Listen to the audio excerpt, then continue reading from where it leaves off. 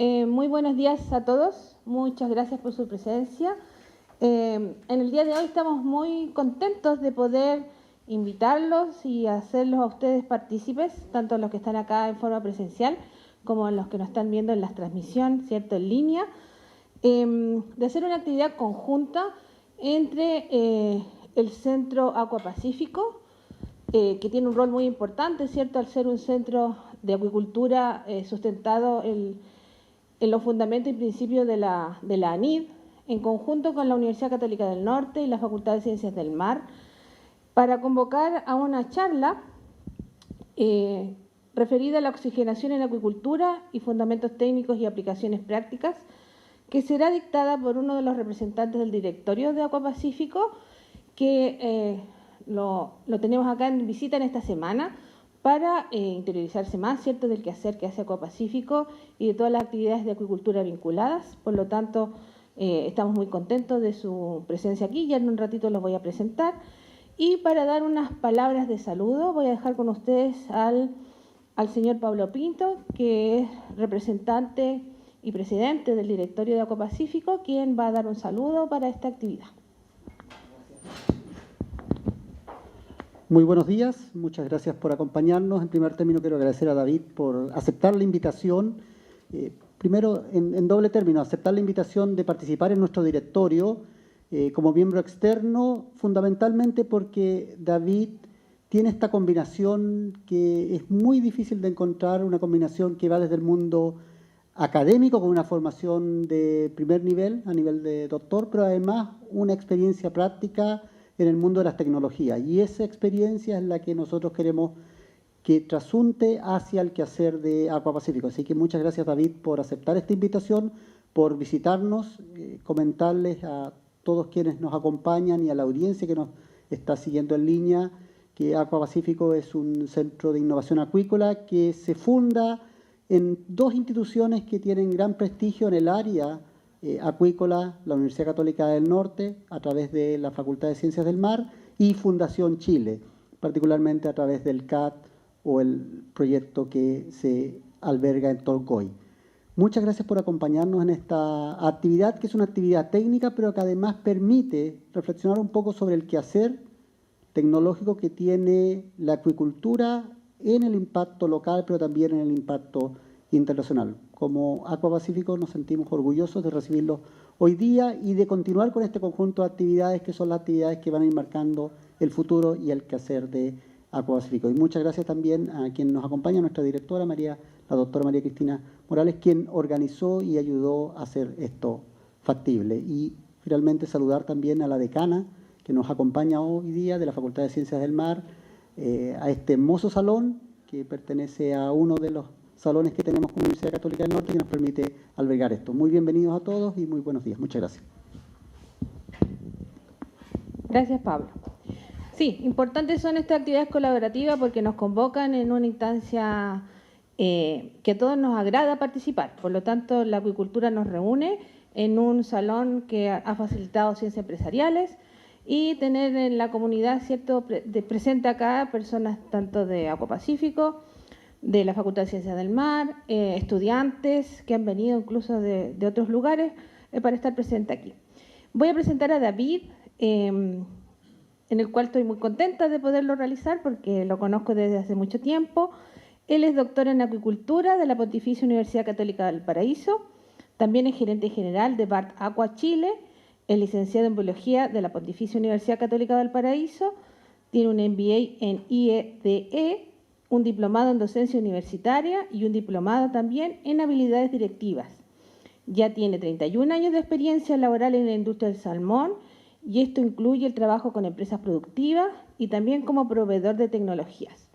Su área de experiencia está en los sistemas de oxigenación y aeración de cultivos de salmón y también ha desarrollado productos asociados a las tecnologías de Biofloc, aplicada principalmente al cultivo de camarones y tilapias. Actualmente forma parte del directorio del Centro Aqua Pacífico como uno de sus directores.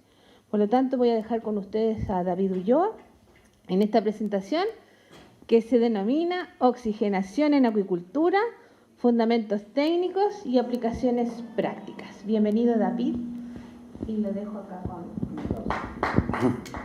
Muchas gracias por la invitación. Buenos días a todos, a los que están acá presencialmente, que nos acompañan, y por cierto también a la gente que está en línea conectada. Bueno, sin más, vamos a ir directamente a la presentación, que se llama Oxigenación y Cultura, Fundamentos Técnicos y Aplicaciones Prácticas. Y partir contando de que en lo que es agricultura, fundamentalmente, cuando hablamos de oxigenación, desde el punto de vista de la natural, digamos, hay dos insumos o dos fuentes principales de aporte de oxígeno a los cuerpos de agua. Uno de ellos es a través del oxígeno atmosférico presente en el aire, y el segundo, más relevante y más importante, tiene que ver con la producción de oxígeno a través de la fotosíntesis. Y por lo tanto, como la Tierra está cubierta gran parte por los océanos, entonces fundamentalmente el oxígeno presente en el planeta y fundamentalmente en el aire es aquel que viene de este proceso, de la fotosíntesis. Entonces, partiendo por el tema del aire, tenemos la primera consideración respecto a los componentes. Como ustedes bien saben, gran parte del aire está formado por nitrógeno, 78%, desde el punto de vista de aire seco. Luego tenemos oxígeno con 20,9%, que es 21% para redondearlo, y algunos otros gases menores, entre esos argón y dióxido de carbono. ¿Por qué esto es relevante? Porque en el fondo el aire, ¿no es cierto?, en un metro columna, una columna de aire, digamos, en la superficie de la Tierra, en un metro cuadrado, tiene una presión. Esa presión uno la puede medir de distintas maneras. Una de ellas es a través de la presión, ¿no es cierto?, como lo hizo Torricelli, y llegó a determinar que una atmósfera era equivalente a 760 milímetros de mercurio.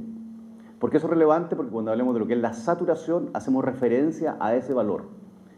Pero en general, si tenemos que el aire tiene 21%, uno podría pensar que en los cuerpos de agua, si hablamos de agua dulce, un valor promedio, uno podría encontrar en el agua rangos de concentración alrededor de 10 miligramos por litro. Eso significa un 1%. Si hablamos de agua salada o mar, un valor promedio podría ser 7 miligramos por litro, eso es 0,7%. Entonces, aquí primero vemos la primera gran distinción del punto de vista de las concentraciones, lo que hay presente en el aire versus lo que hay presente en los cuerpos de agua. Por lo tanto, el ejercicio siguiente, lo que yo he dicho, si hay un organismo teórico que tuviera que consumir 1 litro de oxígeno, para sacar ese litro de oxígeno desde el aire, tendría que procesar 4,8 litros de aire. Sin embargo, del agua tendría que consumir 100 litros, y en el caso de que fuera agua salada, 148 litros.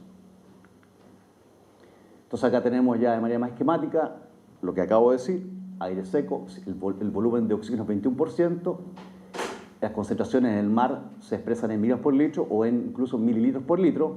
Ahí vemos la diferencia en cuanto a concentración. Y si ahora nos vamos a la densidad, si pesamos 1 litro de aire, debiera pesar más o menos 1,2 gramos por litro. En cambio, 1 litro de agua dulce pesaría alrededor de 1000 gramos o 1 kilo por litro, y agua salada un poquito más, ya que tiene sal disuelta. Acá también vemos que hay una gran diferencia en cuanto a la concentración, es decir, acá concentración y acá a la densidad. La densidad es 800 veces más densa el agua que el aire. Estos datos obviamente referidos a ciertas condiciones de temperatura y presión normal. Entonces, todos los gases que están presentes en la atmósfera están, por cierto, presentes en el agua. ¿Y de qué depende eso? Depende de, para cada gas, de la presión parcial del gas en la atmósfera. Sabemos que el nitrógeno tiene más porcentaje, el oxígeno un poco menos. Para eso se usan algunas leyes de Henry, a temperatura constante y equilibrio. Depende también de la temperatura y de la salinidad. Entonces, en general, tenemos que los gases presentes en el aire, la sumatoria de cada uno de ellos, las presiones parciales, es lo que nosotros conocemos como presión barométrica. En cambio, cuando están disueltos en el agua, hablamos de la presión total de gases, es decir, también la sumatoria de la presión parcial de los gases disueltos en el agua. Cuando estos intentan siempre estar en equilibrio, cuando están en equilibrio entre ambos, decimos que estamos 100% en saturación. Cuando estamos por debajo de la saturación, hablamos de que están insaturados, y cuando estamos por sobre eso, hablamos de que están en sobresaturación, y eso depende de cada caso, de cada gas en particular, y de las condiciones y el contexto en que eso se dé. Entonces, tenemos que, para en general, aquí en esta tabla están los principales gases presentes en el aire: oxígeno, nitrógeno, dióxido de carbono, que tienen relación también con agricultura, presión moleculares, cantidad en términos de porcentaje, y aquí he marcado en particular lo que llamamos coeficiente de solubilidad. Más que el número, me interesa que vean la relación. El oxígeno es 34, el nitrógeno es 17, es la mitad, es decir, el nitrógeno es menos, se disuelve menos desde el punto de vista del coeficiente que el oxígeno. Pero el dióxido de carbono es 1019, o sea, es 30 veces más soluble en agua. Eso que implica que es mucho más difícil poder removerlo y por eso tenemos que usar sistemas de agitación mecánico o con gasto de energía para poder sacarlo del agua. Las concentraciones aquí están expresadas en mililitros por litro y cuando las queremos llevar en el caso del oxígeno a miligramos por litro, multiplicamos por 1.43. Siempre todos estos datos están referidos a ciertas condiciones específicas, a una atmósfera, en este caso 15 grados Celsius. Pero una cosa es lo que pasa en una condición determinada y lo otro es que uno puede perfectamente, si uno empieza a sobresaturar el agua con oxígeno en forma permanente, oxígeno puro, puede llegar a valores incluso tan altos como los que aquí aparecen, que es un ejercicio que nosotros hace poco hicimos en nuestro taller, que también tenemos un pequeño laboratorio.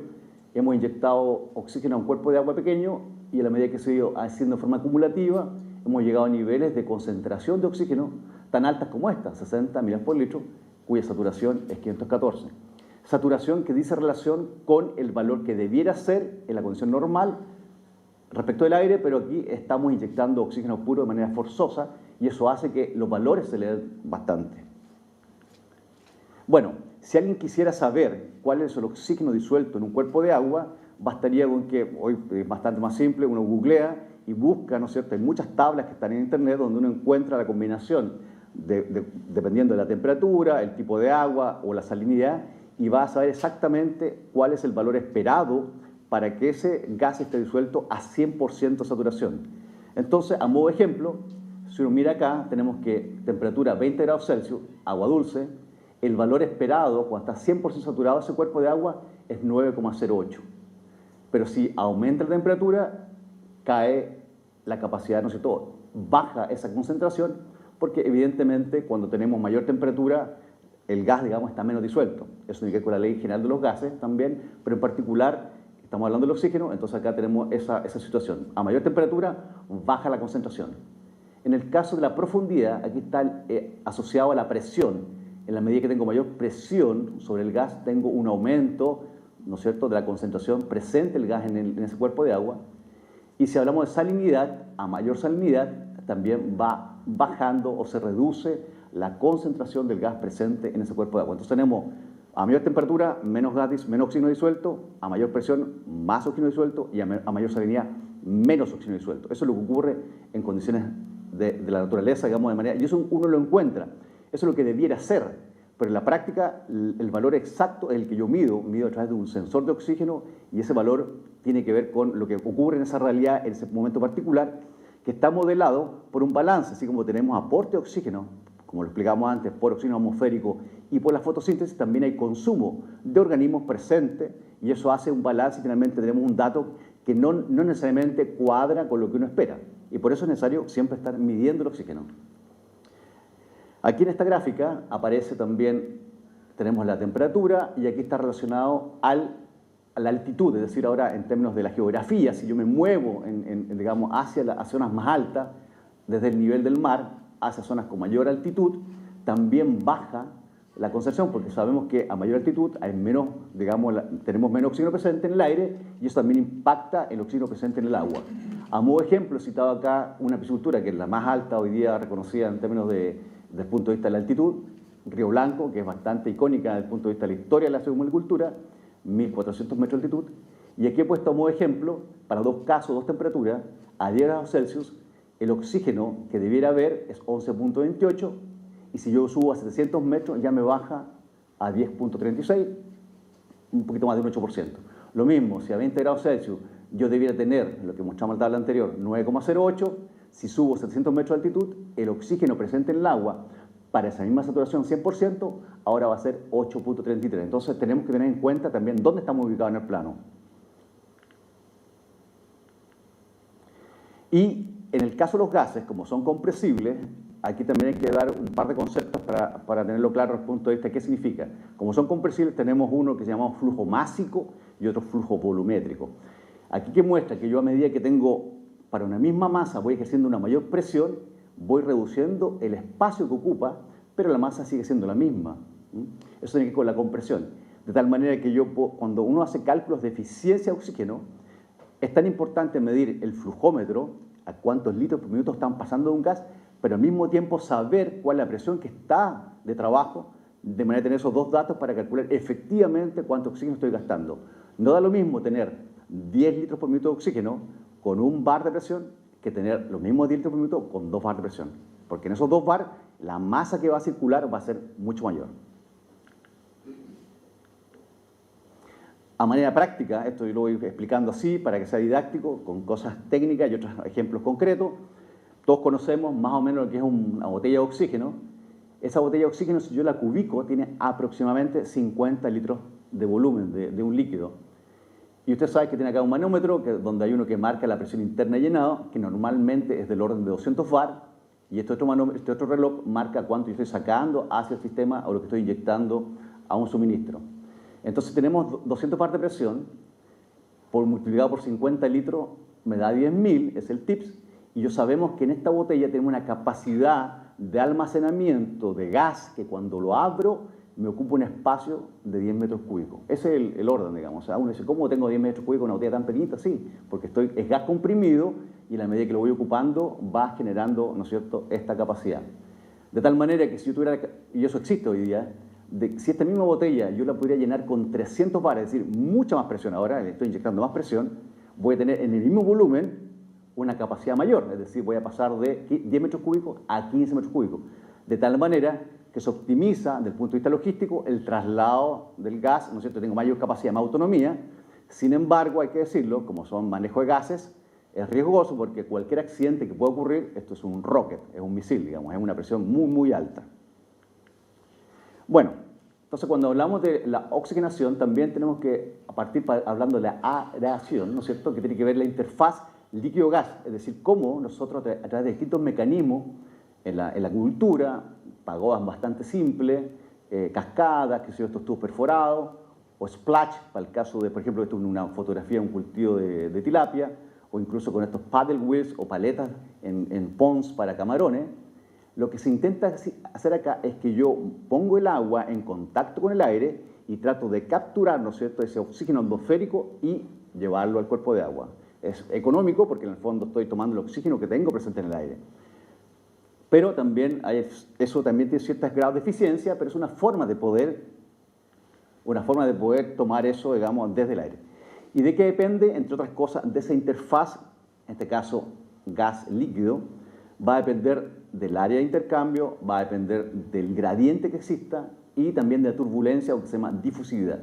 Es decir, si yo tengo en un ambiente natural, como ejemplo, oleaje, viento, o el fetch que se llama, ¿no es cierto?, tenemos un movimiento y eso hace que efectivamente esta agua se pueda oxigenar de mejor manera, ya sea de manera natural o porque nosotros de alguna manera, como lo he mostrado antes, con algún mecanismo intentamos capturar ese oxígeno presente en el aire.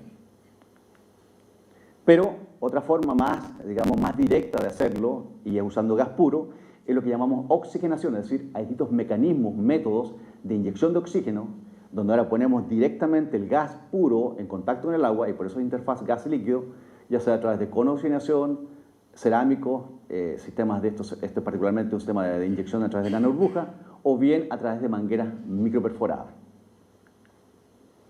Entonces, todos los dispositivos que se utilizan en acuicultura, ya sea en acuicultura para camarones, tilapia, en nosotros incluso acá en el tema de los salmones, usamos distintos tipos, artefactos, dispositivos, y eso debe ser evaluado desde el punto de vista de qué tan eficientes son. Y a lo menos hay dos indicadores que dicen relación con cómo medir esa eficiencia. Uno de ellos es el SOTE, que es Standard Oxygen Transfer Efficiency, que es una medida de establecer cuánto del oxígeno yo inyecto en un cuerpo de agua queda disuelto en el agua. Y eso se expresa como porcentaje. Y eso habla de la eficiencia. ¿Qué tan eficiente, cuando uso ese dispositivo, cuánto oxígeno finalmente queda retenido de lo que yo inyecté en un tiempo determinado? El tiempo es una variable que en este caso no importa, importa simplemente cuánto oxígeno inyectado quedó en el cuerpo de agua. Y eso se expresa en porcentaje. En cambio, el segundo,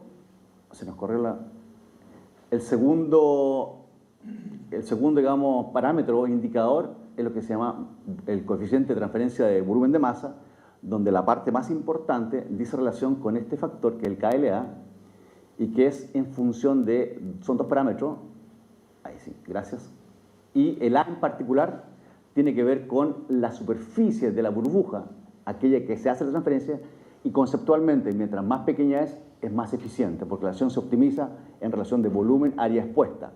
Y también va a ser mayor esa transferencia si es que el delta entre el oxígeno que yo tengo en ese momento que estoy monitoreando y aquel que debiera haber. A mayor gap, mayor eficiencia. Pero bueno, hablando ahora de los salmones, en particular, el salmón, ¿no es cierto?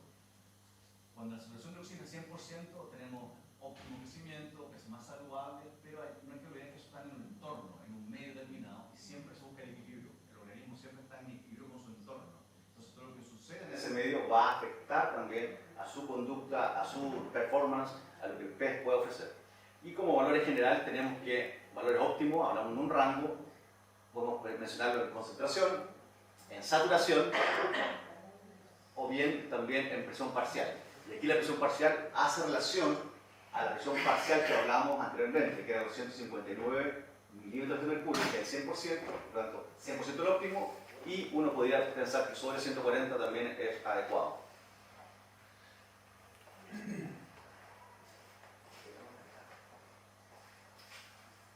Vamos.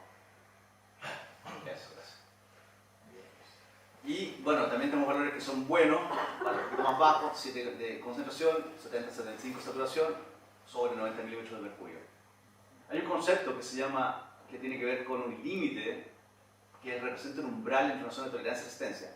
Que como todo organismo, los animales también son capaces de tener un valor óptimo, valores que son aceptables, y ya cuando ya se les pone muy crítica la situación en el entorno, ya pasa a ser, digamos, de resistencia. O sea, son capaces de tolerarlo, pero no es adecuado porque también implican ciertos, digamos, ciertos efectos nocivos o no deseados, digamos, en los peces. Aquí se muestra justamente que se hacen estudios para ver en qué momento se quiere esta curva. Esta es la parte donde tenemos hacia la izquierda, ¿no es cierto? Va bajando la saturación y los peces son capaces de resistir hasta cierto momento lo que es metabolismo aeróbico. Y bajo ese punto, donde se quiebra la curva, pasa a ser ya un metabolismo anaeróbico. Entonces, ahí hay un cambio en esa situación. Pero ¿por qué es importante el oxígeno? Porque tenemos que, eso se ha estudiado, y aquí hay una gráfica que lo representa muy bien, donde está la saturación nuevamente, siempre todo referido a saturación de oxígeno en el agua. Desde 100% hacia la izquierda bajando, tenemos acá en azul el crecimiento, en verde el factor de conversión alimenticio, y en rojo la mortalidad. Es decir, cuando tenemos saturación óptima, tenemos el mejor crecimiento, la menor mortalidad y el menor factor de conversión, que en el fondo cuando es menor es más óptimo. En la medida que eso no es así, tenemos el crecimiento va bajando, sube por cierto el factor de conversión, lo que no es bueno porque es un tema económico, y también la mortalidad empieza a aumentar. Acá están descritos qué va ocurriendo en cada rango, y finalmente ya bajo ciertos niveles, sobre bajo 40 ya es absolutamente crítico, o sea, eso ya los peces mueren prácticamente todos. Entonces, eso dice relación con, por un lado, el tema productivo, que dan el rendimiento que podemos tener, pero al mismo tiempo, cuando hablamos de condiciones óptimas para los peces, no olvidar que también tenemos que hablar de lo que es el bienestar animal, el welfare, es decir, esas condiciones, las mejores que ellos pueden tener para poder ser cultivados. Pero bueno, los peces se enfrentan en la práctica a una serie de situaciones. Acá he puesto un ejemplo, ahí con una mascarilla, porque tenemos situaciones en transporte de wellboat. Acá esto corresponde a un estanque de un camión, o cuando se juntan para ser sacados de una jaula a otra, o en una piscicultura, en el estanque lo mismo, o incluso cuando se hacen baños para tratamientos terapéuticos, donde se ponen en lona cerrada. Entonces se ven enfrentados durante su ciclo reproductivo a una serie de eventos donde están sometidos a cierto estrés, y por tanto el consumo de oxígeno es aún mayor. Cuando hablamos de los peces desde el punto de vista del metabolismo, tenemos unas curvas, que esto es interesante porque en el fondo tenemos que para una temperatura X, 15 grados Celsius, hay un metabolismo que llamamos estándar. En los peces se llama estándar, no se llama basal. Se llama estándar, que es el mínimo, lo suficiente que requieren desde el punto de vista de consumo de oxígeno para poder sostener las actividades básicas. Cuando están en condiciones normales, hablamos del metabolismo rutina, y cuando ya estos peces son sometidos a situaciones bastante más estresantes, tenemos un metabolismo máximo, que es en ese pic, siempre y cuando estamos hablando todavía en la parte aeróbica. Todavía no hemos pasado, esto sigue siendo aeróbico, de tal manera que desde la parte basal, perdón, estándar, a la superior, eso puede aumentar perfectamente hasta 6 veces. ¿Y por qué eso es relevante? Porque podemos tener en un mismo sistema, una falsa jaula, hoy los mismos peces, de agua, temperatura, etc., todo igual, pero basta que, por ejemplo, aparezca un lobo, y si no va a entrar a la jaula, esperemos que no entre, va a generar un estrés a los peces. Entonces el pez, frente a un estrés, va a aumentar su consumo de oxígeno y yo no he cambiado ningún otro parámetro, no he cambiado ni número de peces, ninguna otra condición, solamente he puesto un factor estresante. Entonces ahí hay un abanico, digamos, hay una brecha bastante amplia de lo que podrían consumir nominalmente, lo que uno calcula, hasta aquel consumo máximo en condiciones, digamos, específicas. También eso ocurre, esta lámina me la compartió el profesor Mauricio Urbina de la Universidad de Concepción, donde también hay análisis, y esto sí se conoce bastante bien, donde los peces tienen un nivel de consumo prealimentación y cuando es postpandrial, evidentemente aumentan los consumos de oxígeno después de esa digestión, y esto en particular fue hecho para trucha. Entonces, cuando hablamos de los metabolismos y queremos saber cuánto oxígeno los peces consumen, para eso se han hecho estudios también, y hay estudios de larga data. En el caso específico que he citado acá, está liado al año 71, donde básicamente lo que se muestra es que el consumo de oxígeno va a depender de una constante, temperatura elevada a un exponente y peso elevado a un exponente.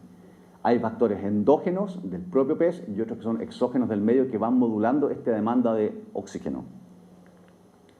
Esta tabla en particular, extraída de este paper o esta publicación, es bastante útil porque en el fondo nos muestra aquí distintos modelos para distintas especies, en qué condiciones se hicieron y la referencia. Y lo interesante, más allá de los valores específicos, es que se fijan en el W, el exponente es negativo. Y en el caso de la temperatura es positivo. ¿Eso qué implica? Que peces más grandes proporcionalmente consumen menos oxígeno que aquellos peces más pequeñitos por peso. En cambio, la temperatura siempre va a impactar en mayor demanda de oxígeno y además, desafortunadamente, el pez a mayor temperatura consume más oxígeno, pero al mismo tiempo sabemos que a mayor temperatura el oxígeno presente en el agua es menor, por lo que habíamos mostrado de esto de lo que es la solubilidad del oxígeno en tipos de agua. En particular, acá se fueron haciendo algunos modelos de correcciones y finalmente en este paper en particular aparece este modelo más reformulado donde además se incorpora el C, que es de current, de corriente, y que tiene esa relación también es positivo, es decir, a mayor corriente, mayor velocidad de nado, también hay un mayor gasto de energía y eso implica mayor consumo. Hay modelos más sofisticados incluso que se utilizan en términos productivos, donde además se agrega, por ejemplo, el tipo de dieta que usan estos peces y dependiendo del tipo, la cantidad de proteína, el porcentaje de proteína y lípido, también hay una variación en los consumos finales de oxígeno en el cuerpo de agua, o a partir de los peces. Dicho eso, vamos aquí, hay que refrescar un poquito.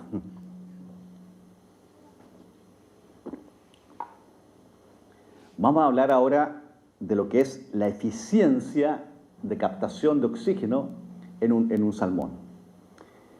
Para explicar esto, esta lámina nos va a ayudar y en el fondo lo que ocurre aquí es que por cada litro de agua que pasa por la boca del salmón, solo un 40% de ese volumen de agua hace contacto con la lamela secundaria.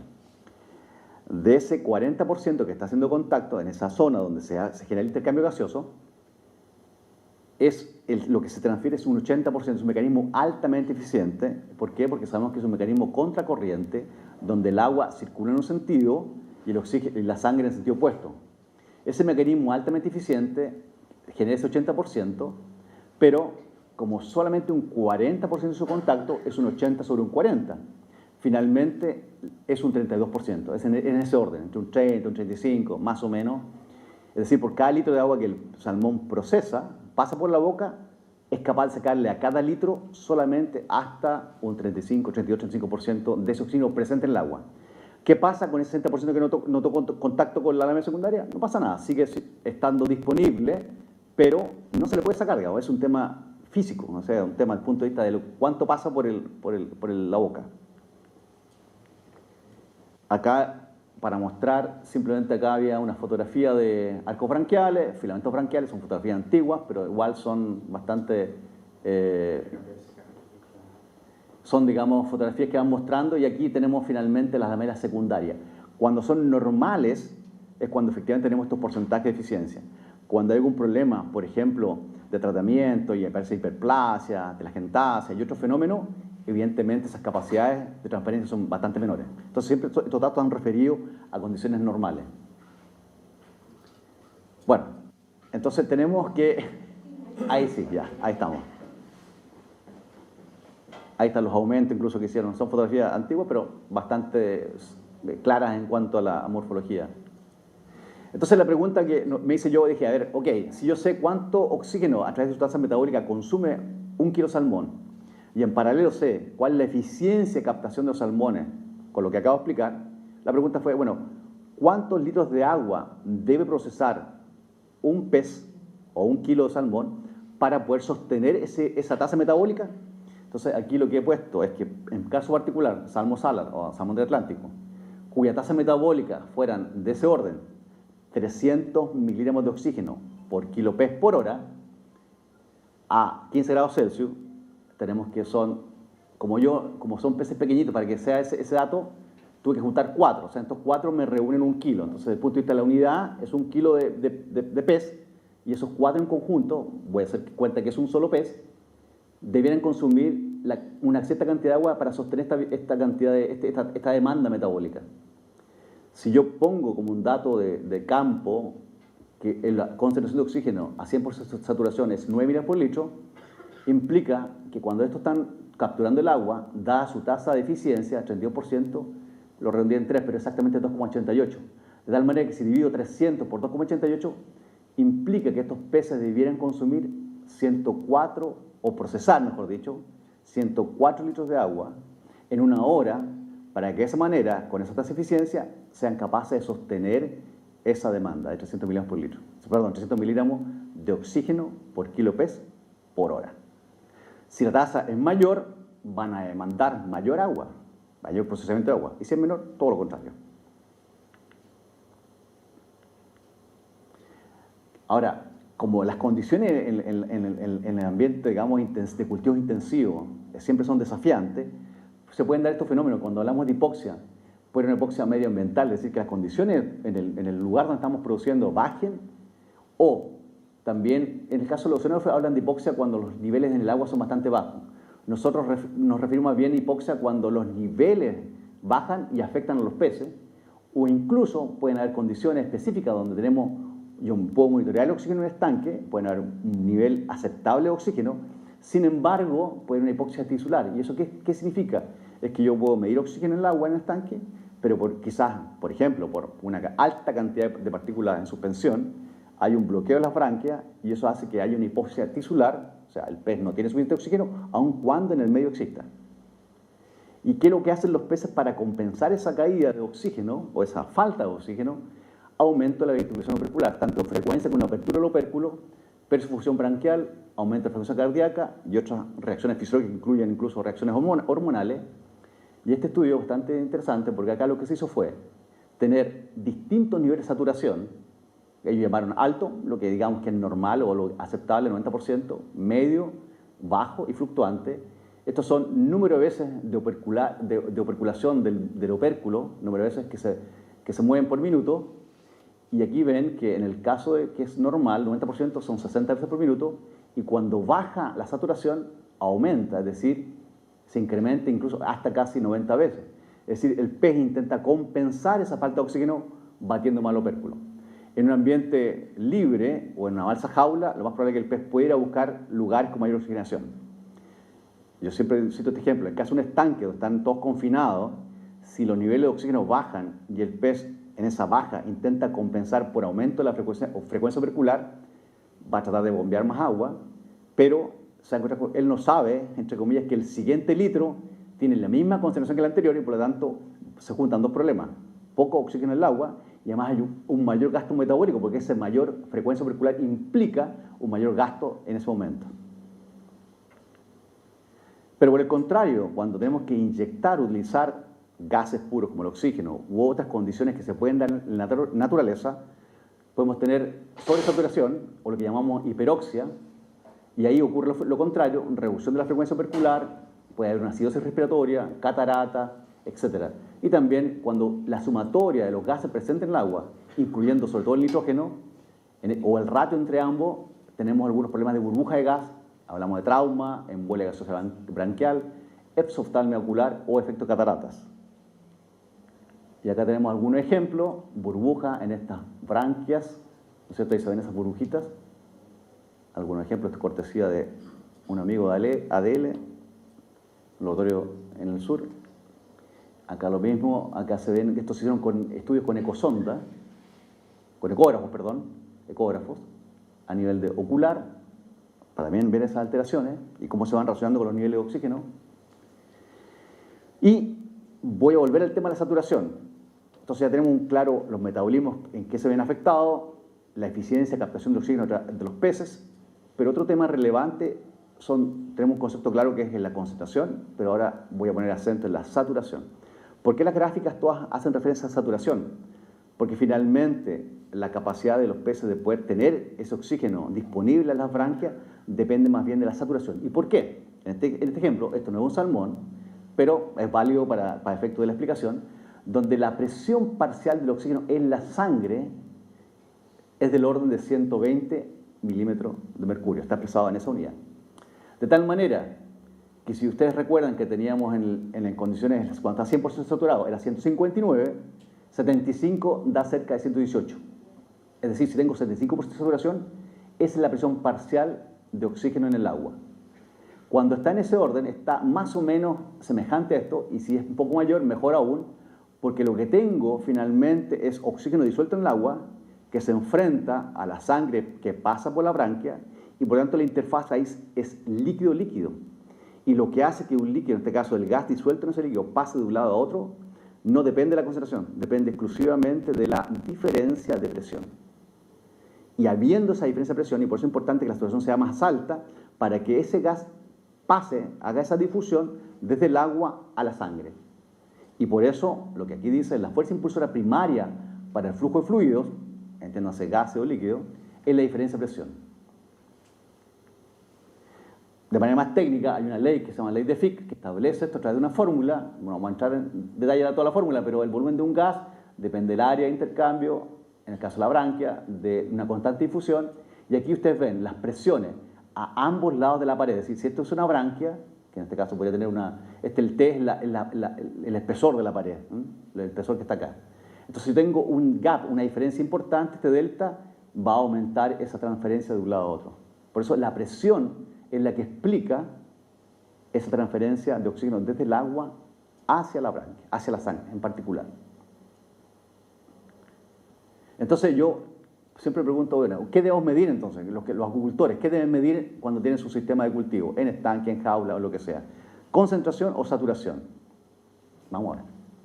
Entonces el ejercicio el caso es que tenemos una condición dada donde una concentración de 7 mg por litro es una condición bastante buena, aceptable para el cultivo de salmones, pero la diferencia está en que un colega está situado, ¿no es cierto?, un poco más cerca del trópico, 20 grados Celsius en la agüita, y otro está más en el sur, cuya agua es 5 grados Celsius. En este caso, si se recuerdan, para 20 grados Celsius, el 100% de saturación se alcanza en 9,08, 9,1 digamos.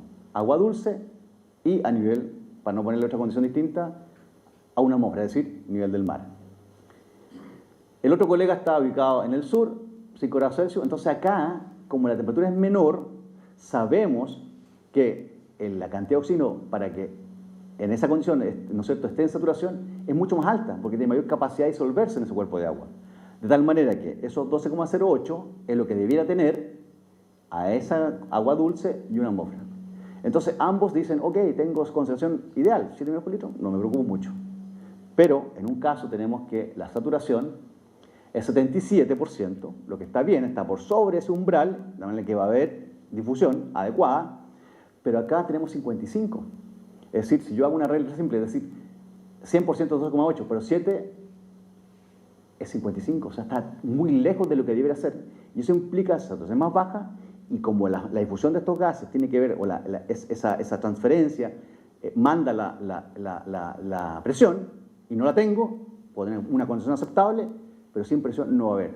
Y ese es el problema, y por eso uno tiene que medir ambas cosas, o sea, necesito concentración, y sobre todo en cuerpos de agua fría, es más riesgoso porque normalmente estoy más lejos de la saturación y por lo tanto ahí puedo tener problemas. Otros tips que hay que tener en cuenta en temas comerciales, cuando ya tenemos nuestras instalaciones corriendo, etc., saber que la fuente de suministro de oxígeno dependiendo de dónde la estamos obteniendo, pueden ser, por ejemplo, en el caso de un LOX, un oxígeno criogénico que pasa por un vaporizador, finalmente siempre tenemos gas. Cuando alguien dice, no usamos oxígeno líquido, sí, el oxígeno líquido viene en el estanque, pero lo que uno usa siempre cuando inyecta oxígeno a los cuerpos de agua es gas, que ya ha pasado por ese vaporizador para efectos de llevar gas. Y esa pureza es 99% o un poquito más. Si usamos botella de oxígeno también 99%, pero si usamos en nuestras instalaciones, como este ejemplo, generador de oxígeno, esos generadores de oxígeno tienen pureza un poco más baja. En el mejor de los casos, cuando están en óptimas condiciones, nuevo, va entre el 90 y el 93%. Ahora, generador de oxígeno pueden haber dos tipos de tecnología, PSA con columna o BSA a través de vacío. Pero en ambos casos, es esa la pureza. Entonces, cuando yo quiero calcular eficiencia de un difusor determinado, debo siempre tener en mente cuál es la calidad de ese oxígeno que estoy usando. Y otra cosa práctica tiene que ver con los rotámetros. Es decir, este rotámetro, este flujómetro, indica cuántos litros por minuto puedo hacer circular por esta salida, y si eso no está alineado, por ejemplo, yo sí que tengo un difusor cuya capacidad son 100 litros por minuto, y mi rotámetro es de 50 litros por minuto, por más que yo intente abrir la llavecita, llega a 50 y no entra más. Entonces, ese es el tip, tratar de tener siempre todas estas cosas bien dimensionadas para calcular adecuadamente su sistema. En flujo abierto podemos inyectar oxígeno si es necesario, dado que tenemos densidades que uno busca siempre intensificar, y finalmente ese oxígeno que se inyecta también va a depender de la eficiencia del difusor o de su ineficiencia para efectos de saber cuánto oxígeno debemos incorporar a ese cuerpo de agua. Una forma de aproximarse a las demandas de los peces en cultivo es tomando los datos productivos, partiendo por número de peces, uno con eso el peso específico, la biomasa, no es lo mismo si los peces son pequeños o grandes, porque cambia la tasa metabólica, depende de la temperatura del agua, depende de una serie de factores, incluso la dieta que yo decía, y con eso vamos calculando hasta saber cuánto es el consumo nominal que deben tener en estas condiciones. Y si yo además sé que voy a hacer un tratamiento, aplico un factor de seguridad y estimo que el consumo puede ser efectivamente el doble de lo que yo podría calcular, y con eso finalmente uno sugiere cuáles son las cantidades de difusores que debe instalar para poder sostener esa biomasa en esa condición particular que se ha evaluado. Nos dedicamos nosotros también en un tiempo a hacer estos estudios de eficiencia de nuestros productos, en este caso de la manguera difusora Vitadi, que es una manguera microperforada, bajo condiciones estándar de 20 grados Celsius, una atmósfera, agua limpia, calculamos este SOTE y los valores que nos dieron fueron alrededor de 23%, 25%. Uno podría decir, ¿eso es bueno o malo? Bueno, aquí viene la respuesta. Es un valor bueno, ¿por qué? Porque son condiciones bastante exigentes. Es un cuerpo de agua en 1 metro cúbico, aquí está, es solo un estanque de 1 metro cúbico, con una altura columna de solamente de 1 metro de agua, no más que eso, y 20 grados Celsius, es decir, la temperatura es 20 grados Celsius. Y en salmón en cultivo normalmente usamos temperaturas más bajas, pero además los estanques tienen mayor columna de agua y adicionalmente tienen movimiento, o sea, hay una corriente. Todo eso ayuda, y además la sola presencia de los peces también mejora. En consecuencia, lo que yo obtengo en un dato de laboratorio es válido porque me permite comparar de manera estandarizada con otros difusores, pero cuando yo llevo ese mismo difusor al campo, normalmente la eficiencia es mucho más alta, porque además tenemos lo que acabo de explicar, menos temperatura, columnas de agua más alta, agua en movimiento y la presencia de los peces. Pero esta es la forma correcta de hacerlo para poder determinar empíricamente los valores que corresponden de SOTE para ese, porque es un mecanismo estándar, un protocolo estándar con el cual se debe hacer. Eso implica remover el oxígeno del agua primero a través de nitrógeno, se va removiendo hasta que llega prácticamente a cero. Usamos un sistema de monitoreo de oxígeno a través de un sistema bastante sofisticado, que se llama, este es el modelo, pero la marca es Pyroscience, y luego se empieza a inyectar oxígeno y esta curva empieza a subir, hay 4 sensores en línea monitoreando, están expresados en mililitros por litro, y cuando se llega a saturación se corta, y con eso ya determinamos la eficiencia para saber de lo que se inyectó, cuánto queda en el agua. Otro tema que también es bastante, digamos, se menciona bastante en el tema de los sistemas de difusión de oxígeno, son el tamaño bruja. Y desde el punto de vista conceptual, es lógico pensar que mientras más pequeñita es más eficiente, pero esos datos deben ser los correctos. Y para medir correctamente, nosotros nos preguntamos, porque hay algunos proveedores que dicen, no, nuestro tamaño bruja va entre 90 y 150 micrómetros. Y eso es cuestionable porque finalmente, como son mangueras perforadas, cuya perforación se hace a través de una aguja, hay una correlación entre el tamaño de la aguja, la perforación, el poro que se genera, si bien es cierto un material elástico, puede cambiar un poquito en un rango, pero no es tan pequeña como esa. hay que reconocer que los cerámicos tienen el tamaño de burbuja más pequeñito, que va entre 50 y 150 micrómetros, perdón, hasta 500 micrómetros, pero las mangueras tienen un poco más. Hicimos estos estudios, ahí están las evaluaciones, los doctores que participaron, etcétera, para ver el tamaño de la burbuja, y finalmente, como resumen, en esta gráfica, usamos distintas muestras, e hicimos algunos cambios, colocando detrás distintos flujos en litros por minuto, y también pasamos de un tratamiento con agua potable o agua dulce y una agua salada. Entonces, en el rango de las mangueras microperforadas, normalmente sus tamaños oscilan entre 650 a 760 micrómetros. Ese es el tamaño de la burbuja. Y después podemos saber si eso es bueno o no, pero yo les puedo adelantar que es bastante bueno desde el punto de vista del tamaño. Y cuando pasamos esa misma manguera, algunas de ellas, y en el mismo cuerpo de agua, en ese mismo estanque, colocamos sal a un nivel de 32 ppt, partes por mil, ocurrieron dos cosas. Automáticamente el tamaño de la burbuja bajó en un 18% y la desviación estándar en un 30%. ¿Y eso por qué ocurre? Porque si recordamos, el oxígeno cuando tenemos mayor salinidad se disuelve menos, pero es el oxígeno atmosférico. Pero aquí cuando estamos inyectando gas puro a través de una manguera en un cuerpo de agua, lo que ocurre físicamente es que esa burbuja cuando sale al medio y ese medio está con salinidad, está con sal, aumenta la fuerza iónica, hay mayor viscosidad y por tanto eso hace que esa burbuja sea más pequeñita. O sea, eso es un efecto físico y que optimiza y por tanto el SOTE, cuando yo lo calculo con agua salada, es incluso mucho mejor. ¿Por qué? Porque, insisto, esa burbujita en ese medio salino es más difícil que, digamos, se dilate de tal manera que es más pequeña y eso hace que tengamos burbujas más pequeñitas en medio salino. Entonces, siendo el mismo difusor, el mismo cuerpo de agua, todo igual, solamente cambiando lo que es la salinidad. Y últimamente hemos trabajado con los difusores incluso con agujas más pequeñas y hemos llegado, afortunadamente, incluso a tamaños de burbuja cercanos a 300 micrómetros, lo que ya es muy bueno, sobre todo cuando queremos usar estos difusores en sistemas, digamos, llamamos nosotros cultivo en tierra, con columna de agua bajita, no sé, 1 metro, 2 metros, eso es ideal, porque cuando estamos en el mar, es bastante más simple trabajar. ¿Por qué? Porque ese difusor puesto en el mar a 10 metros de profundidad, tenemos la columna hidrostática, un bar en contra, lo que hace que la presión también aumente, burbujas más pequeñas, y además, si a eso le sumamos la salinidad del medio, que es agua salada, es muy eficiente, o sea, no hay problema que la burbuja tenga 700 micrómetros si la estamos usando a 10 metros de profundidad. Hay otra forma más simple de medirlos también, si no hay que ser tan sofisticado, podemos sacar fotografía, tenemos un tamaño conocido de un elemento dentro de este difusor, y podemos hacer en AutoCAD algunas mediciones más o menos para aproximarse en el caso de que no tengamos esos estudios.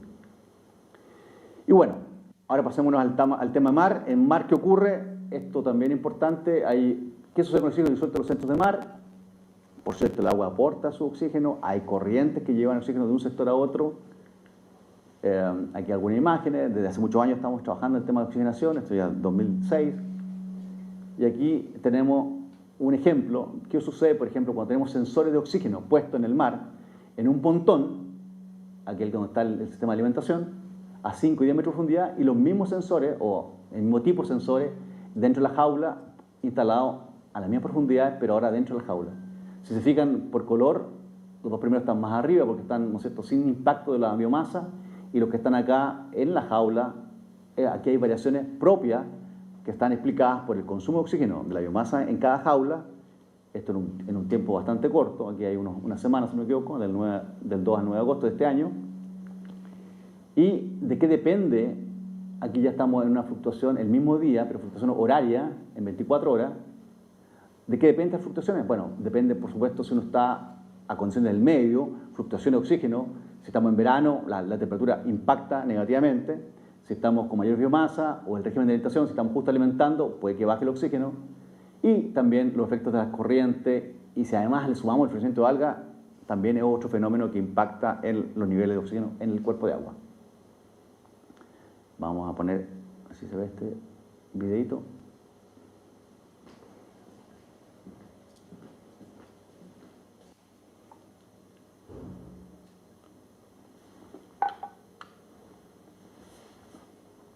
Esos sistemas de aireación, cuando queremos hacer frente a problemas, por ejemplo, como el florecimiento de algas, de microalgas, lo que tenemos que hacer es tratar de diluir esa cantidad de microalgas en superficie, y para eso inyectamos aire. El aire, el objetivo que va a tener es tratar de mover, hacer surgencia, y llevar agua del fondo a la superficie, intentando diluir el número de células presentes, para minimizar los riesgos que implican estas microalgas desde el punto de vista de las branquias de oclusión branquial, daño mecánico. Ahora, si son con toxicidad, es más complejo, digamos, porque eso es más difícil de poder, digamos, mitigarlo. Pero en general estos sistemas se usan bastante, ya están instalados en muchos centros bastante conocidos. Son estos anillos donde se pone una manguera y esa manguera lleva también perforaciones, pero generamos acá lo que llamamos nosotros macro burbujas. Nos interesa, eso ya es una filmación con un dron, nos interesa mover el agua. Ese es el objetivo. Aquí no interesa transferencia de oxígeno, nos interesa mover el agua porque lo que quiero hacer es disminuir, porque normalmente las microalgas están en los primeros metros, de acuerdo a la capa fótica, ¿no es cierto? Hay mayor cantidad de microalgas presentes, sobre todo cuando hay floración algales, y lo que yo trato de hacer, moviendo agua del fondo, genera esta dilución y reducir los riesgos. Entonces son dos aplicaciones distintas. Lo que hablamos, por un lado, oxigenación, muy distinto a lo que es aireación. Para estos casos, en el caso de centros de mar, si estamos enfrentando floración algales o si queremos enfrentar bajas de oxígeno. Algunas imágenes, digamos, también, esto de Noruega, no se ve muy bien en las fotografías, hay un centro de cultivo, nuestro Chile. Bueno, la diferencia es que tenemos acá, en general, si se fijan, en Noruega son jaulas circulares, en Chile normalmente la mayoría son jaulas cuadradas, estas que van unidas en un módulo con un pasillo central. Acá Irlanda también jaulas circulares, tiene alguna diferencia desde el punto de vista de las corrientes, cómo impactan. Y aquí para hacer la distinción, cuando hablamos de microburbuja, es gas puesto en esta burbuja. Aquí he cambiado la escala para efectos que se ve bastante bien, y lo que intento es que esta transferencia depende de la interfaz gas-líquido, y como esto es oxígeno puro, 99% lo menos, se va difundiendo y esa burbuja se achica, y la idea evidentemente es que esto quede disuelto en el agua y no se pierda nada, porque además el oxígeno es muy caro.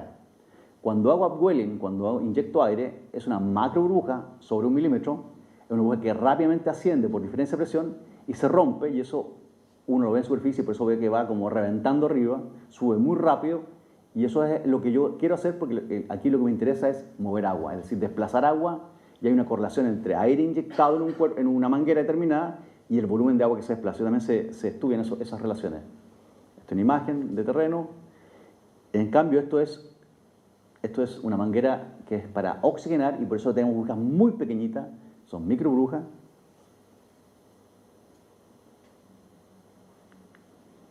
Y algunas imágenes que ya con esto vamos terminando, que son imágenes en terreno de lo que nosotros hacemos en nuestras instalaciones para efecto de poder ir evaluando los sistemas que tenemos. Acá, si se fijan, hay un estanque aquí donde tenemos estas mangueras instaladas, otros estanques por acá, difusores que pueden tomar distintas formas, dependiendo si son estanques, si son, qué sé yo, bueno, hay producción en el taller, ejemplos de algunos en terreno, más grandes, más pequeños. Hacemos estos difusores, nosotros con este largo, 8 metros de largo de difusor, pero cuyo diámetro es 1,3. O sea, en el fondo se montan sobre un soporte, una estructura de acero inoxidable para darle la forma y además, fíjense el detalle, levantarlo del fondo del estanque, porque la idea es que esto no quede pegado, de tal manera que todo lo que sean, ¿no es cierto?, restos de alimentos, etcétera, puedan circular y no se entrampen en estos sistemas. Uno más pequeñito, ese de 4 metros de perímetro, 1,3 de diámetro, en distintos tipos de estanques, más grandes, más pequeños, incluso en camiones. Si se fijan, hay imágenes. Esto es 1,6 de diámetro, pero tiene 18 metros de manguera. Entonces, todo eso, y eso es el resultado en la práctica, y todo eso se puede ir ajustando dependiendo del tamaño del estanque, la cantidad de metros que haya que instalar, en función de la biomasa que vamos a sostener con la inyección de oxígeno. Hay otros formatos, en línea, en marco, etc. Eso es una flexibilidad dependiendo de las circunstancias. Acá, por ejemplo, también en transporte de camiones, también se usan esto para suministrar oxígeno, o bien en wellboat, que son estos barcos de transporte de peces vivos, como este caso, en el caso de una naviera de Salmo Clean, es el nombre de ese barco en particular. Y luego cuando ponemos oxígeno ahora ya en balsas jaula, tenemos formatos distintos, como este que se ve acá, que es un manifold con líneas, cada una de estas tiene 18 metros, y lo que ocurre, veamos que el video nos acompañe, es que tenemos microburbujas que están instaladas a 10 metros de profundidad, y ustedes van a ver cómo los peces van ahí con una sonrisa a buscar el oxígeno. Ahí están. Y eso es lo que utilizan actualmente. Estos son sistemas que están en operación, que se utilizan tanto desde el punto de oxigenación como aquellos que son destinados a la aireación. Y por cierto, no solamente hablamos de salmones, sino que también tenemos otras especies, cobia, pargo, esto en Costa Rica, ceriola, también aquí en Acuinor, esturión en Santiago, donde se usan estos difusores. Esta es una cortesía del sistema de RAS que tiene la Universidad Católica de Valparaíso en sus instalaciones, y también tienen estos difusores para agua salada con ceriola. Esto del estanque nuestro en taller, ¿eh? No es lo mismo que está al lado, esto es una prueba que se hizo en taller.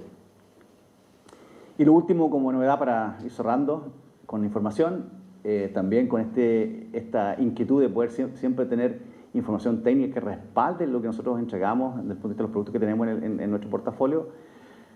Hoy se habla mucho de nanoburbujas, la tendencia a la nanoburbuja y qué tan bueno puede ser eso. Si bien es cierto, hay que reconocer que mientras más pequeñas, insisto, son mejores. Eso tiene un límite, porque finalmente lo que interesa y lo que los peces respiran no son burbujas, es oxígeno disuelto. Es decir, el formato es la burbuja, pero yo finalmente quiero que esa burbuja se disuelva. Y tiene que ver con la eficiencia y los costos de operación. También hay que ponerle un poco de la parte económica. ¿Por qué? Porque cuando yo utilizo oxígeno puro y difusores, por ejemplo, el tipo micromangueras perforadas, mi gasto va a ser una inversión inicial en la manguera y el oxígeno que estoy inyectando, que es el gasto permanente, que es el insumo. Cuando uso nanoburbujas, cualquiera sea su tecnología, porque hay varias también en ese contexto, necesitan uso de energía para tener un generador de oxígeno o incluso para bombear agua en un inyector de nanoburbuja. Entonces tengo que sumarle un costo adicional, un costo de operación que va a ser ahora no solamente la inversión inicial, sino que junto con el gasto del oxígeno, el costo de la energía. Y si ese punto, digamos, no paga el ahorro de oxígeno por el uso de la nanoburbuja, que es más eficiente, no paga ese gasto adicional de energía, eso es lo que hay que buscar, lo que se llama el punto de equilibrio. Pero una tecnología que funciona. Y nosotros, ¿qué es lo que estamos haciendo actualmente? Un banco de pruebas para probar, para evaluar de manera empírica estos sistemas de nanoburbujas, que es un inyector, eso que se ve acá en particular, con el cual trabajamos nosotros. Ese ya es en 3D. Y hoy por hoy, más o menos, así está quedando en nuestro taller lo que estamos haciendo para poder hacer estas evaluaciones que vamos a hacer ahora en el corto plazo. Eso. Así que gracias por la atención, por el tiempo, la paciencia. ¿Eh? Y espero que le quede alguno de los mensajes que le he dado.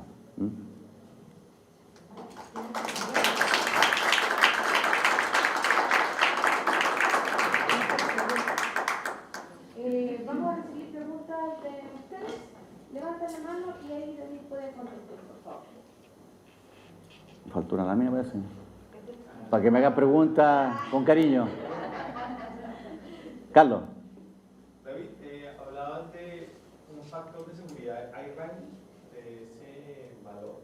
Y si depende entre todas las que los organismos que tienen mayor tamaño consumían menos que los organismos que tenían mayor tamaño, ¿eso también varía ese factor de seguridad? ¿O es...? Ya, uno hace un cálculo nominal primero considerando las condiciones de cada caso. En este caso, por cierto, en esa planilla depende del tamaño que tú tienes. Si es más grande, proporcionalmente el consumo va a ser menor. Dicho eso ya tienes un dato de entrada. Y luego el siguiente paso es que si la condición en la cual esos peces los vas a someter a un estrés, a un tratamiento o a un caso específico que tú dices voy a tener un factor tradicional, ahí tú pones el factor de seguridad, es posterior, digamos. Primero el cálculo oxígeno en forma nominal, limpia se puede decir, y luego viene el factor de seguridad. Y ese factor de seguridad normalmente en el peor de los casos va de 2 hasta 3, o sea, ese es como el tope. Yo tengo algunas preguntas de las personas que están viendo la transmisión en vivo. Hay una persona que se llama Martín Caballero que dice: ¿cómo se puede subir la saturación en agua fría? Lo siguiente, no sé si son comentarios o son preguntas, pero dice: ¿se puede usar nanoburbujas de oxígeno al agua? Y después vuelve a preguntar: ¿qué diámetro de burbuja tienen los aerotubos? Son 3 cosas las que escriben. Ya. No sé si quiere que la repita. Sí, no, vamos...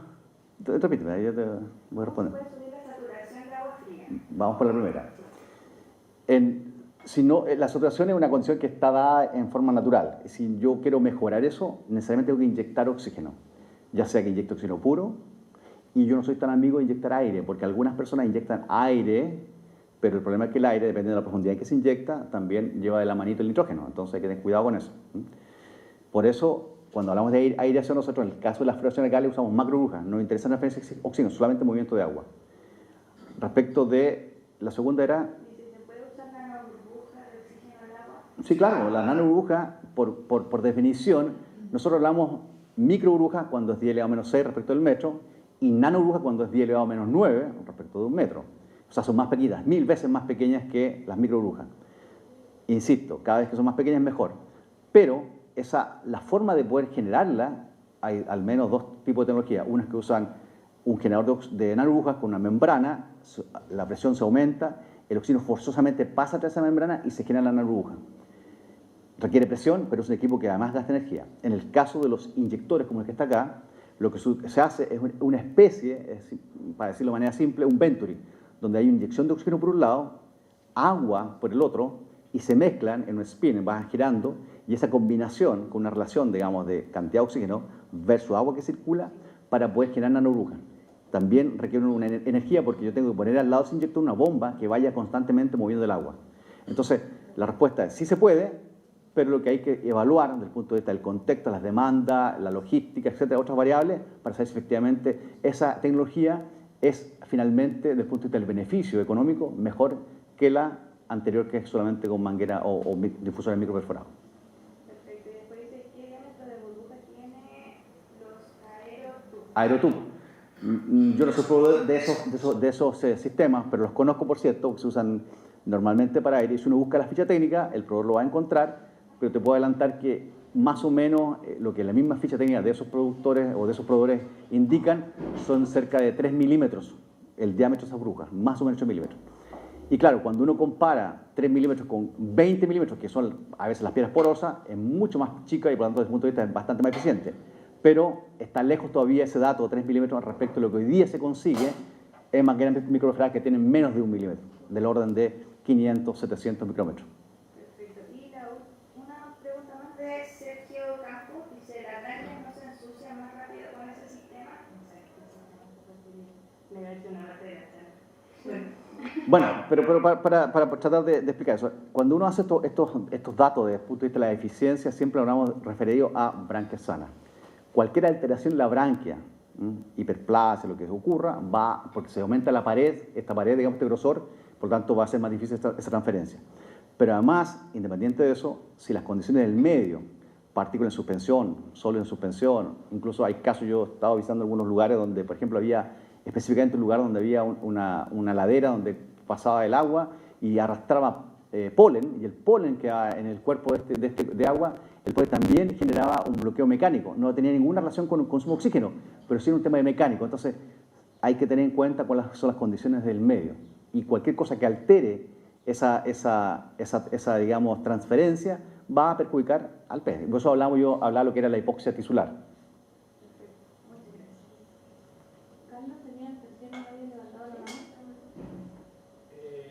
David, tú hablabas que en salmones tenía 32%, ¿cierto? ¿Sabes el valor en camarones? No.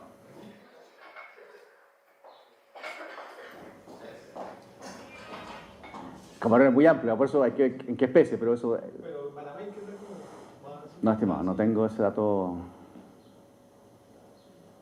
¿Sí?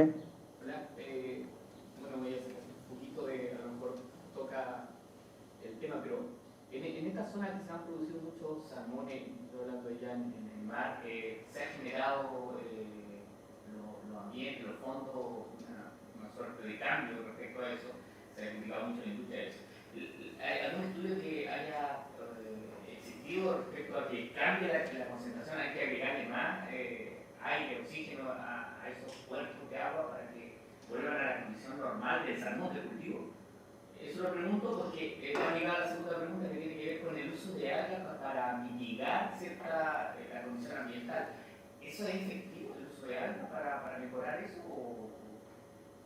Ya, vamos con la primera parte de la pregunta. Los salmones son fusibles y de tal manera que ellos requieren condiciones ambientales adecuadas para poder tener su mejor rendimiento. Y si eso no lo provee la naturaleza, hay que ayudarlo un poquito con esa mayor cantidad de oxígeno que se inyectan en los cuerpos de agua.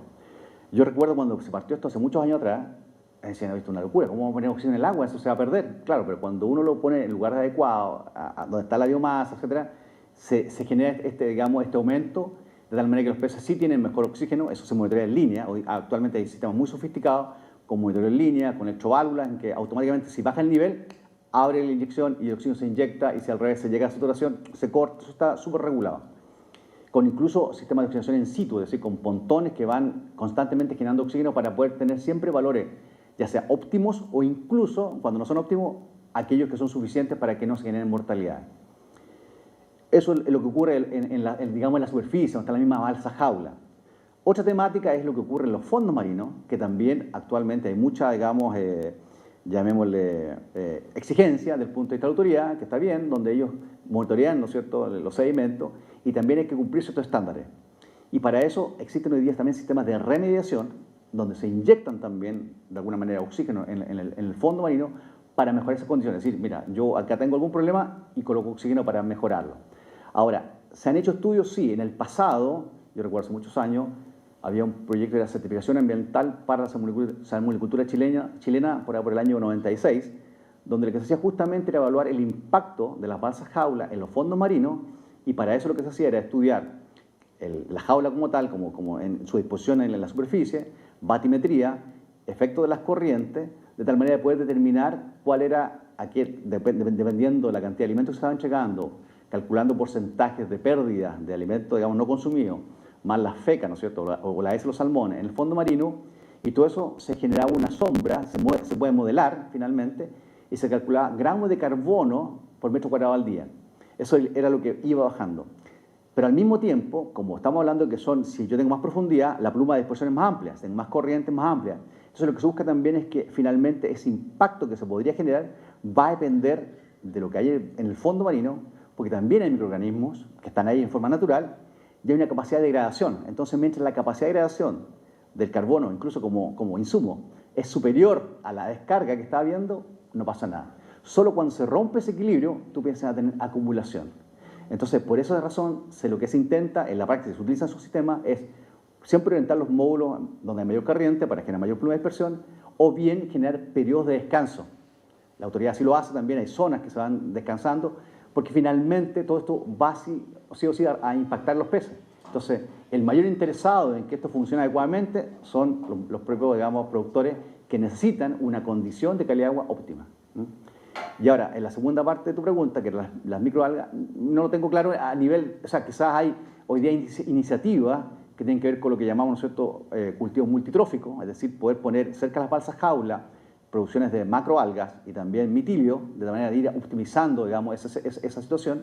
Eso se ha ido haciendo lentamente, pero se ha ido haciendo.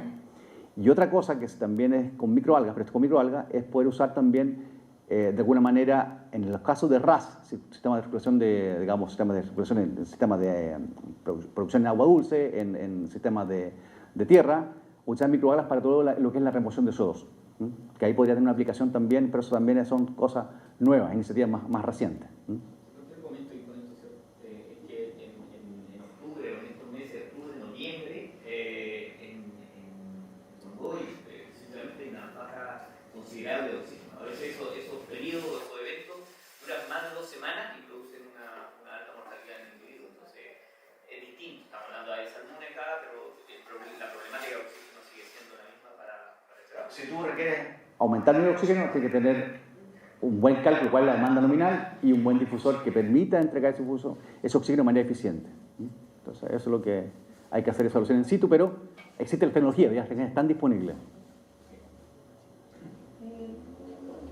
La estudiante de agricultura que está en el sur trabajando, así que haga tu consulta. Hola Carlos, consulta. Para ti, ¿cuál es el sistema más eficiente de entrega de oxígeno? ¿Un isotanque o un pontonoxo? ¿Cuál es más eficiente? Sí, ¿un isotanque o un pontonoxo? A ver, lo que pasa es que voy a hacer la distinción, porque en el fondo te estás preguntando un isotanque, ¿no es cierto?, que es un sistema que es oxígeno líquido, ¿no es cierto?, criogénico, que trae un vaporizador y que tiene una capacidad nominal y que uno lo utiliza. Hay varios proveedores de eso, por lo tanto, eso es un formato de inyección de oxígeno, con una pureza muy alta, 99%. Cuando tú me hablas del otro nombre, es un proveedor comercial. Sí, Claro, ese pontón, en el fondo lo que hacen es también producir oxígeno a través de sistemas PSA, cuya pureza ya por defecto es distinta, es más baja. O sea, en el mejor de los casos anda en el orden del 90-93%. Pero es un tema de tecnología, no es por el problema en particular. Entonces ahí tenemos un pequeño delta. Pero claro, la diferencia es que en un caso estás produciendo de forma permanente in situ, o sea, todo el tiempo, porque estás tomando el aire, compresores, generación incompleta, y en el otro tú tienes una autonomía limitada, o sea, se te acaba ese criogénico y tienes que necesariamente ir a rellenarlo. Entonces, dependiendo de las distancias, la logística, uno tiene mejor pureza que otro, pero no te podría decir cuál es mejor, va a depender del caso de cada uno de los, digamos, productores donde estén ubicados. Si tienen suficiente autonomía para recargar, puede ser un tema, y si no, van a tener un sistema de generación in situ. Lo que sí hay que decir, independiente de los proveedores, las marcas y todo eso, es que cuando usamos generador de oxígeno, tenemos que siempre medir la pureza. Porque esa, en el tiempo, como un sistema de 2 columnas con zeolita al interior, eso también tiene que haber un mantenimiento. Y si eso no ocurre, la pureza va bajando. Entonces uno también alerta a que uno puede asumir que tengo una pureza ideal en función de ese sistema, pero si no la chequeo, no la controlo o no la monitoreo, finalmente puedo estar inyectando no necesariamente oxígeno, sino que aire enriquecido. Y ahí tengo otras consideraciones. Ligada a la pregunta que hicieron recién de la situación en Tongoy, si yo quisiera inyectar oxígeno comprimido de una botella con microburbujas, ¿se necesita algún equipo adicional o basta con la presión que entrega la botella que realmente se trabaja en 50 PSI? Sí, son como 3 bar más o menos. Un bar son 14,5 PSI. Digamos 10 metros de profundidad. ¿A cuánto? ¿A 10 metros? Ya. En términos simples sí se puede. O sea, si yo tengo una botella y conecto, digamos, con una manguera de suministro y coloco, digamos, el difusor a esa profundidad y abro la botella y abro la llave de paso, va a salir oxígeno. Eso no hay ningún problema. Pero lo ideal es tener un poquito más de control y eso implica, por ejemplo, tener un rotámetro que te indique el flujo que está pasando y además que tú puedas, ¿no es cierto?, regular la presión. ¿Por qué? Porque sabemos que a 10 metros de profundidad, si tú arriba tienes 3 de salida, 3 de bar de presión, en la práctica, en el difusor van a haber solamente 2 bar, porque tengo un bar en contra por la columna de agua. Ahora, eso funciona, pero yo me le sumaría que tengo que monitorear el oxígeno de forma permanente, o sea, tengo que tener un sistema, un sensor que me vaya indicando cosas que yo solo utilice el oxígeno cuando es necesario y no todo el tiempo. Y ahí uno va haciendo esos ajustes. Pero en la práctica, o sea, una botella, un regulador, una manguera de suministro y un difusor en el puesto del agua, te va a funcionar sin problema. Y si deseara aumentar esa presión, si la botella queda chica, ¿qué opciones tengo? Para Sí. aumentar la presión que entrega el oxígeno. O sea, el de la botella te le puedes sacar incluso más presión de salida, digamos. Tú puedes aumentar la presión, pero se va a consumir más rápido. Y la autonomía que tiene, como explicábamos antes, son solamente 10 metros cúbicos. O sea, si te gastas esos 10 metros cúbicos en cierta cantidad de horas, van a tener que tener una segunda botella o una tercera. Y hay otros sistemas que son se llaman rack, es decir, hay algunos que son un pack de 10 botellas y las puedes tener, digamos. Entonces todo depende, tú tienes que alinear cuánto oxígeno vas a inyectar en el agua, pero también la autonomía que le quieres dar. O sea, si ese evento dura un par de horas, a lo mejor es suficiente, pero si te dura varias horas en el día o durante varios días, ya tu autonomía tienes que cambiarla, tienes que tener un sistema mucho más grande de suministro. O sea, ya no es un tema ni el difusor, ni el lugar donde está instalado, sino que necesariamente la autonomía del oxígeno que vas a gastar.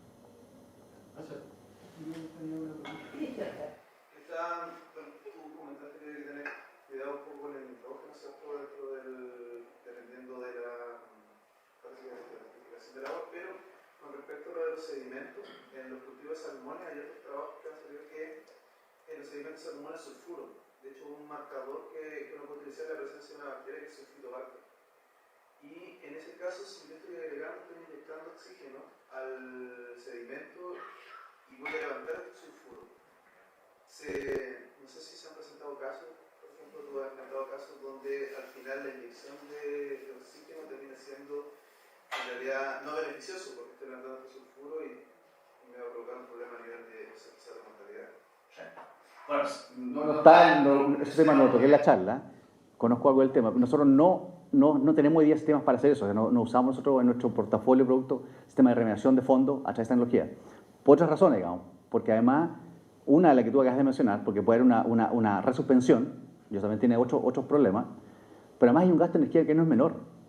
Y cuando uno utiliza sistemas permanentemente para estar inyectando oxígeno, tratando de mejorar una condición en el fondo marino, pero además eso implica en superficie un gasto permanente de energía, ya sea si tú suministras energía porque tienes cable desde tierra o porque estás usando petróleo, hay también una huella ahí de uso de energía que también tiene una implicancia. Entonces, es correcto lo que tú dices, digamos, o sea, son sistemas que se pueden utilizar, pero además tienen que también estudiarse aquellos otros impactos que podrían ser incluso peores que el uso del propio oxígeno. Pero es una aplicación específica. Sí, en realidad yo creo que esa van a tener que responderse después, porque no sé si queda mucho tiempo. Pero mira, mientras, primero darte las felicitaciones de Pamela Caña, que dice que estuvo muy interesante, clara y fluida tu presentación. Así que te manda felicitaciones. Y hay una pregunta de John Barraza, que es de Fundación Chile, que dice experiencia de nanoburbujas para remediación del fondo, tomando en cuenta profundidad y costo. Un poco lo que decía, hoy día existen, nosotros no tenemos esos productos, así que no podría hablar en primera persona de los resultados, pero hoy día sí hay empresas en el sur de Chile que venden esos sistemas, esos servicios, donde hacen eso digamos, ponen justamente nanoburbujas en el fondo marino. Hay más o menos 3 o 4 empresas que lo hacen y evidentemente yo creo que la respuesta la deben dar ellos, digamos. Yo tengo una opinión, pero no me atrevo, digamos, a hablar por un tercero, digamos.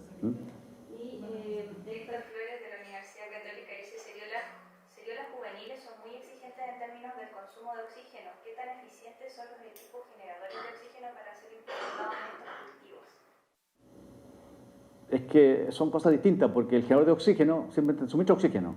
O sea, yo tengo un generador que está ahí en forma permanente, lo tengo que dimensionar en función de la demanda nominal de oxígeno que voy a tener en el cultivo, y la eficiencia no se la pido al generador, se la tengo que pedir al difusor. Es decir, el sistema de inyección de oxígeno es el que debe ser eficiente.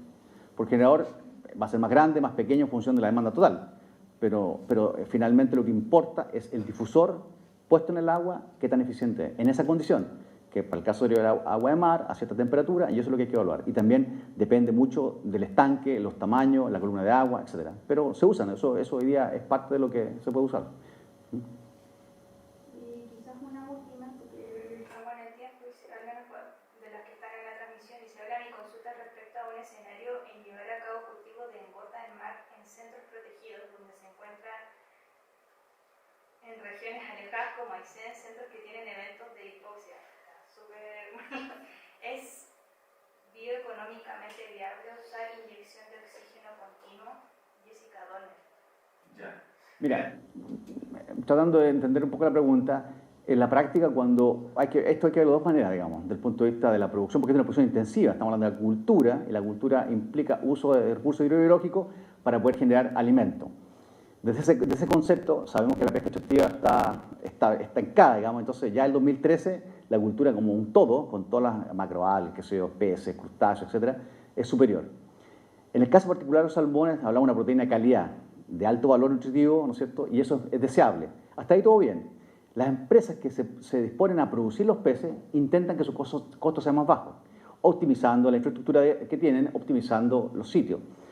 En resumen, si yo tengo un lugar donde tengo problemas constantes de bajas de oxígeno, de problemas porque hay baja profundidad, de temas en el fondo, digamos, que salen mal las infas, por ejemplo, y que eso me implica no poder operar el centro, no es un buen centro, digamos. O sea, finalmente lo que buscan los productores es tener aquellos centros que cumplan en forma natural con las condiciones óptimas para el cultivo de los peces, ubicados en lugares adecuados desde el punto de vista de la exposición, también para todos los eventos de temporales, de las corrientes, de la calidad de agua, buscan los lugares más óptimos para la producción. Ahora, si en esos lugares definidos como óptimos, finalmente es necesario ayudarlo un poco porque hay condiciones específicas en ciertos eventos que hay que inyectar oxígeno o en algunos momentos con fluoración algal hay que poner sistemas de mitigación, se hace. Pero nadie va a irse a un lugar donde las condiciones per se no sean las óptimas, porque eso es muy caro y si es muy caro, económicamente no les va a convenir. Vamos a agradecer a todos los asistentes, vamos a dar un aplauso.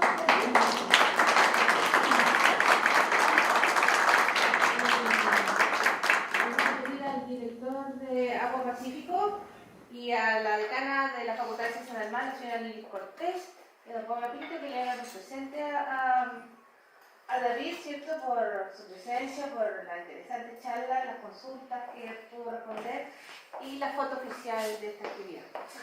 Muchas gracias. Gracias. Súper, muchas gracias.